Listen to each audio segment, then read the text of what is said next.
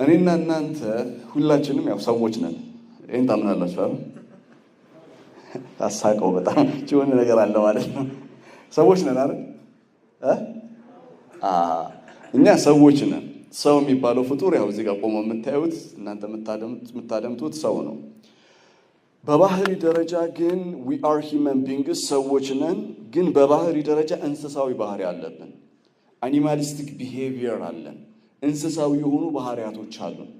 እነዚህ እንስሳዊ ባህሪያቶችን ቁርአን ኦቨር ኤንድ ኦቨር የሚያነሳው በጣም በተደጋጋሚ ያነሳዋል።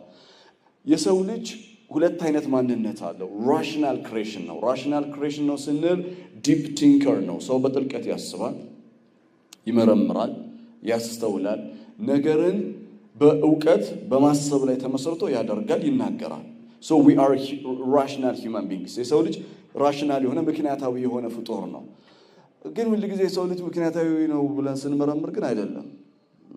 ምክንያታዊ ያልሆነበት ደግሞ ፓርት አለ። ኢራሽናል የሆነ ፓርት አለው። ምክንያታዊ የሆነ አንዳንድ ጊዜ ቃላቶች ትናገራለህ ግን አስበው አይደለም። እንደዛ ማለት አልፈለክም። አንዳንድ ነገሮችን የማይሆን ስራ ትሰራለህ፣ የማይሆን ቃል ትናገራለህ፣ የማይሆን ተግባር ትፈጽማለህ። ከዛ ራስን ትወቅሳለህ መልሰህ። ለምን? ውስጣችን ኢራሽናሊቲ ስላለ ነው። አንኮንሺየስሊ የምናደርጋቸው ነገሮች አሉ። ያ አንኮንሺየስሊ ሳናስበው የምናደርገው ነገር እንስሳዊ ባህሪ ተብሎ ይጠራል። ስለዚህ የሰው ልጅ ከራሽናል ማንነቱ የበለጠ ገቨርን የሚያደርገው ኢራሽናል ማንነቱ ነው። ምን ማለት ነው? በማሰብ በመመርመር ከሚፈጽመው ይልቅ ሳያስብ የሚያደርገው ነገር ወይም የሚያደርገውን ድርጊት ኮንሲኩዌንሱን ውጤቱን ሳያስበው ነው የሚያደርገው። ሳያስበው ያደርጋል። ይሄ ሳናስበው ውጤቱን ሳናስበው የምናደርገው ወይ የምንናገረው ነገር በስሜት ነው። ስለዚህ ኢራሽናሊቲ ኢሞሽን ይሆናል፣ ስሜት ይሆናል። ይሄ ስሜት ደግሞ በደንብ ልብ በሉኝ፣ ይሄ ስሜታችን ደግሞ እንስሳዊ ባህሪ አለው። ስለዚህ የሰውን ልጅ በዋነኝነት የሚመራው ምንድነው ስንል ስሜት ነው፣ አስተሳሰብ አይደለም። ለዚህ ቀላሉ ፌስቡክን ከፈት አድርገው በተለይ የፖለቲካ ትኩሳት፣ የብሔር ትኩሳት የኛ ምናምን እያለ ይጽፋል፣ ይናገራል ምናምን ደም ስሩ እስኪገታተር። ከዛ ኢንተሌክቹዋሊ ቀረብ ብለህ ፖለቲካሊ ኢንተሌክቹዋሊ ዲፕ የሆነ ዲስከሽን ስትጀምር ለካ ሰውየው ባዶ ነው፣ ምንም የሚያውቀው ነገር የለም። ለካ በስሜት ነው የኛ ምናምን የሚል እንትን ያለበት። አያችሁ፣ ኢሞሽን ኦቨርቴክ ያደርገዋል። ስለዚህ ኢሞሽን የሚገርም ነገር የትም ቦታ ይገባል፣ ችግር የለበትም። ስሜት ችግር የለበትም፣ የትም ቦታ ነው የሚገባው። ቤት ውስጥ ይገባል፣ በስሜት ሰዎችን ያፋጃቸዋል። ብሔር ውስጥ ይገባል፣ ፖለቲካ ውስጥ ይገባል፣ ሃይማኖት ውስጥ ይገባል። እንደውም አንዳንድ ጊዜ የኛ ግሩፕ በዲን ራሱ ከኛ ውጭ ያለው ጠፍቷል ምናምን በቃ። ከዛ ቁርአን ያውቃሉ ብለህ ቁጭ ብለህ ዲስከስ ስታደርገው ሰውየው ምንም የሚያውቀው ነገር የለም። ምንድነው ሲባል ስሜት ነው። ኢሞሽን governs the entire our life። ስሜት ሙሉ ህይወታችንን ነው ኮንትሮል የሚያደርገው የሚቆጣጠረው ሙሉ ስሜታችንን። በጣም የሚገርመው ነገር ይሄ ስሜት ውስጥ ኮምፐልሲቭ ቢሄቪየር የሚባል ነገር አለ በሳይኮሎጂው። ልማዳዊ ባህል አሁን ልማዳዊ ባህል ከጠዋት እንቅልፋችሁ ከተነሳችሁ በኋላ በእርግጠኝነት የምናገረው ነገር ብዙ ጊዜ ስልካችሁ ነክታችኋል። ሹር ነኝ፣ በጣም እርግጠኛ ነኝ። ግን ለምን እንደነካችሁ ታጣቁ። በቃ ዝም ብለህ ታወጣለህ፣ ታየዋለህ፣ ታስገባዋለህ። 2 ደቂቃ እኮ አይሞላም፣ ድጋሜ ታወጣዋለህ። እንደውም 2 ደቂቃ ኢማን ካለ ነው ራሱ የምትቆየው። ኢማን አሶሲዬሽን ማለት አይደለም። እና ኮምፐልሲቭ ቢሄቪየር አለን። በቃ ዝም ብሎ ተደጋጋሚ የምንናገረው ቃል አለ፣ የምንሰራው ስራ አለ። ይሄ ኢሞሽን አንድ ቢዩቲፉል ሳይኮሎጂ መጽሐፍ ለምን ይላል? ኢሞሽን colors our thinking ይላል። ስሜት ይላል አስተሳሰባችንን ራሱ ቀለም ይቀባለታል ይላል።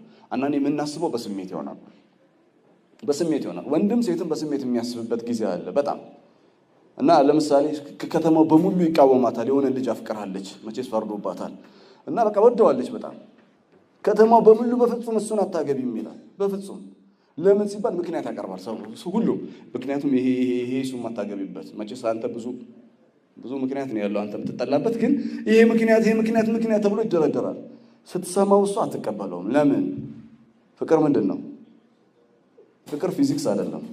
ምን ነው ፍቅር ስለ ትንሽ እንትን አላችሁ ያዝ አረጋችሁ። ፍቅር ፊዚክስ አይደለም፣ ስሜት ነው። ስለዚህ እሷ የወደደችው ያፈቀረችው በስሜት ነው እንጂ ሪሊ ዲፕሊ መርመረው አይደለም። ወይም አንዳንድ ጊዜ አንተ የምትወዳት የምታፈቅራት ዲፕሊ አውቃት አይደለም፣ ስሜት ነው። ያንተ ስሜት አስተሳሰብን ከለር ያደርገዋል እና ሁሉም ተሳስተዋል እኔ ልክ ነኝ ትላለህ። ይሄ አይነት አስተሳሰባችን አኒማሊስቲክ ቢሄቪየር እንስሳዊ ባህሪ ነው። ረመዳን ተልኮ ነው አይደል የመጣ ነው። እኔ ግን እያወራሁት ሂውማን ኔቸር ነው፣ ስለ ሰው ልጅ ተፈጥሮ ነው። ምን አገናኘው? ረመዳን የመጣው ለሰው ልጆች ሁሉ ምንድነው ብለን አልቀደም? ረመዳን ለሰው ልጆች ሁሉ ምንድነው ሁዳ ነው ጋይዳንስ ነው ሰው ልጆችን ሁሉ የሚመራ ነው የሰው ልጅ ደግሞ ለመመራት መጀመሪያ የሚያስፈልገው ይሄ እንስሳዊ የሆነው ማንነቱ ኮንትሮል መደረግ አለበት ውስጣችን there is a stranger ውስጣችን የሆነ እንግዳ የሆነ አካል አለ ታውቃለህ እንግዳ ለዛ ነው ቁርአን ኦቨር ኤንድ ኦቨር የሚያነሳልን ምን እንደሆነ ታውቃላችሁ ወፊ አንፉሲኩም አፈላ ትብሲሩን ይላል በውስጣችሁ ድንቅ ታምር አለ ትንሽ ለምን አታስተውሉም ይላል አወለም የተፈከሩ ፊ አንፉሲሂም ሱረቱ ሩም ምዕራፍ 30 ላይ ሰዎች ውስጣቸውን ለምን አይመረምሩትም ይላል እኛ ራሳችንን ረስተናል ሶሻል ሚዲያ እኮ ዝም ብሎ አይደለም ክሬት የተደረገው ዝም ብሎ አይደለም የተሰጠን እኮ ሶሻል ሚዲያ የራሱ የሆነ ግሬት ቤኔፊትስ እንዳለው አውቃለሁ ጥቅም እንዳለው አውቃለሁ ፓሲቭ ነን ቫዮለንት ፓሲቭ ሪቮሉሽን በሉት አመጽ የተቀሰቀሰበት አብዮት በሉት አመጽ የሌለው አብዮት በሉት መንግስት ሲቀየር አይተናል በፌስቡክ መንግስት ሲለወጥ አይተናል ሊተራሊ በሶሻል ሚዲያ መንግስት ተቀይሯል በጣም ጥቅም አለው ማለት ነው at the same time ሶሻል ሚዲያ በጣም አደገኛ ፓርት አለው አደገኛ ፓርቱ ምንድነው በስሜት ላይ ይጫወትባል አሁን አንተ ኢንስታግራም ቲክቶክ ምናምን እያየ ማለት ነው ረመዳን ላይ ማሻአላህ ተባረከ الرحمن ስታምር ማሻአላህ ከዛ በኋላ አንድ 5 ደቂቃ አይተ አራ ረመዳን እኮ ነው ከፈጥር በኋላ ስታር ከፈጥር በኋላ ለካ ከፈጥር በኋላ በነገራችን ላይ ረመዳን ያለ አይመስለንም እኛ አለሽ ከበላህም በኋላ ረመዳን አለ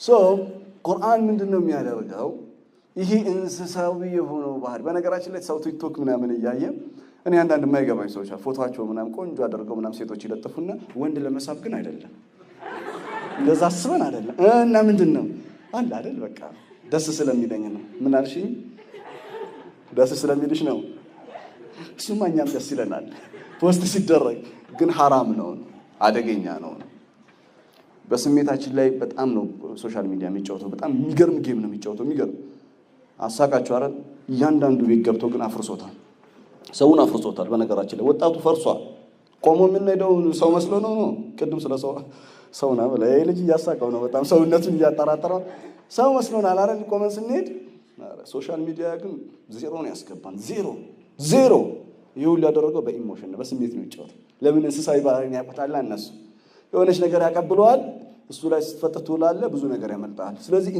ሶሻል ሚዲያ ላይ ቁጭ ብለ ኢንተሌክቹዋሊ ዲፕ ቲንከር በጣም ስፒሪቹዋሊ የመጠቀሰው በመንፈስ የመጠቀው በአስተሳሰብ የመጠቀሰው ሆናለው ካልከኝ ራስን እያታለልክ ነውና ነቃበል ለማለት ፈልጌ ነው ዩዝ ሪስፖንሲቢሊቲ ታዲያ ከረመዳን ጋር ምን አገናኘው ይሄ ረመዳን ከሚጫወተው ሚና መካከል አንዱ ይሄንን ውስጣችን ያለው እንግዳ የሆነው ሰው የለም እንግዳ የሆነው አንዳንዴ ግንፍል ምናምን የሚለው የሚያምፀው የሚያስቸግረው ሰው የለም አለ እኮ ውስጥ ያንን ሰውዬ ኮንትሮል ነው የሚያደርገው ቁጭ በል ነው የሚለው አሁን በጣም የራበው ሰው እስቲ እቺ ልጅያት በጣም ቆንጆ ናት ምናምን የምትለው እሱ በዛ ሰዓት የሚታየው ምግብ ብቻ ነው ለሱ ቆንጆ ስፔሻሊ ወንዶች ከራበን ምግብ ብቻ ነው በዛ ሰዓት ለኛ ቆንጆ ሌላ ነገር አይታየንም ፌስቡክ አይታችኋል ወይ ቲክቶክ የሚሆን ፌስቡክ ምናምን የምትጠቀሙ ኮሜንት የሚላል አይደል ኮሜንት ላይ ሰዎች ይጽፋሉ ኮሜንት ያደርጋሉ ስለታየው ነገር ምናምን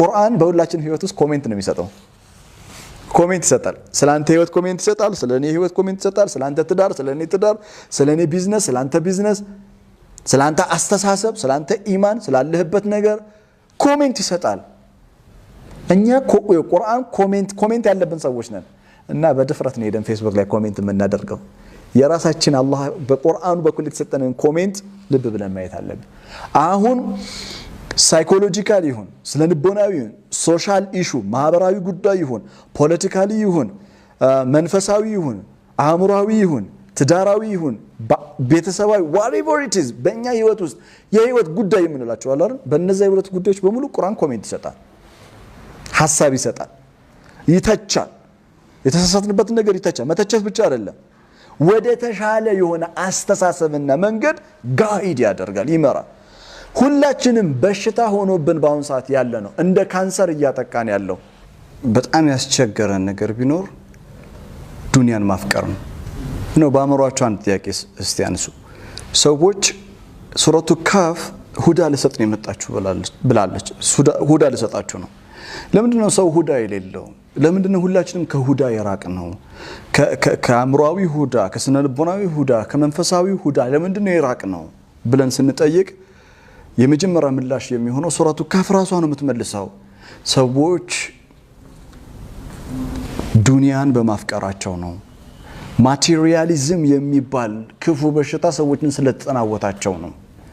ሱረቱ ካፍ ሌላኛዋ መሰረታዊ አጀንዳ ማቴሪያሊዝም የሚባለውን ኮንሴፕት ቁስን ማፍቀር ዱንያን ማፍቀር የሚባለውን ስሜት የምትዋጋ ሱራ ናት። ለዛ ነው ጁማ ቁሮት የተባልነው። ጁማ ስንቀራ ሱረቱ ካፍን በተደቡር ስናነብ ሱረቱ ካፍ የምታስታውሰን ነገር ቢኖር ዱንያን ማፍቀርን ተዋግታ በዱንያና በአኼራ መካከል ሚዛናዊ የሆነ አስተሳሰብ ያለው ሚዛናዊ የሆነ መረዳት ያለው ሚዛናዊ የሆነ ህይወትን እንድንኖር ታደርጋለች። ዱንያ አያስፈልግም ተውትም አትልም፣ ለአኼራ ብቻ ኑሩ አትልም። አይ እናንተ ስትኖሩ መኖር ማለት ዱንያ ብቻ ነው ብላ አታስተምርም። we need to make balance ነው። በሚዛናዊ ማድረግ አለባችሁ። ሚዛናዊ ማድረግን ሱረቱ ካፍ ነው የምታስተምረው። ስለዚህ ሱረቱ ካፍ ሁለተኛዋ አጀንዳዋ ቁሳዊነትን አጥብቃ የምትዋጋ ናት። ማስረጃ ካላችሁን ሱረቱ ካፍ ከቁጥር 7 እስከ 8 ያለውን አያዩት። 7 እስከ 8 ያለው አላህ እንዲህ ይላል ኢና ጀዐልና ማ ዐለል አርዲ ዚነተን ለሃ